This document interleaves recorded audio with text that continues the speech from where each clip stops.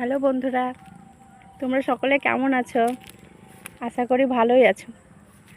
আমিও ভালো আছি। আমি একটু এসেছি মাঠের জমিতে ঘুরতে। এটা হচ্ছে, তোমাদেরকে এটা দেখাই, এটা হচ্ছে কি যে ধানের বীজ ফেলা রাখার জায়গা। আর ওই যে সামনে দেখছো ওইগুলা হচ্ছে পাটের জমি, আর এইদিকে ধানের বীজ বড় হয়ে গেছে।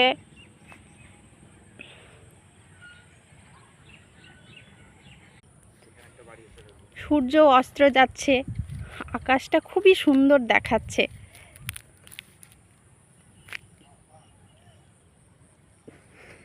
আমাদের এই চ্যানেলটা সাবস্ক্রাইব করো, লাইক কমেন্ট শেয়ার করতে অবশ্যই ভুলে যেও না।